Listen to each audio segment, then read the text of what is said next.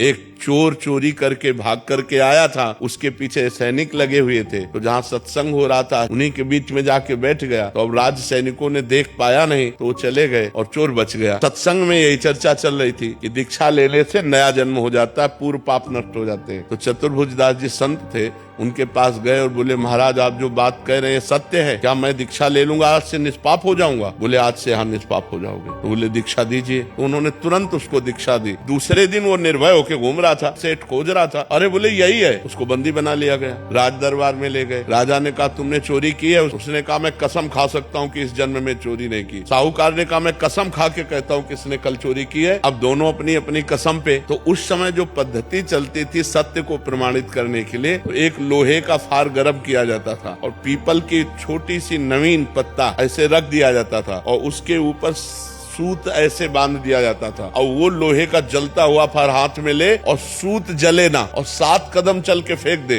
वो सत्य माना जाता था। तो ऐसा ही चोर के साथ किया गया। जे ही पूरी पद्धति करके ऐसे फार और 7 कदम चला फेंक दिया, बिल्कुल सूत ज्यों का त्यों। अब तो राजा ने सेठ को कहा ऐसे फांसी दो। जब उसकी फांसी की बात कहते बोले सरकार नहीं वो भी सही है। बोले कहानी ये है कि हमने कल चोरी की थी लेकिन फिर हमने दीक्षा ले ली, तो दीक्षा से नया जन्म हो जाता है, इसलिए मैंने इस जन्म में चोरी नहीं की।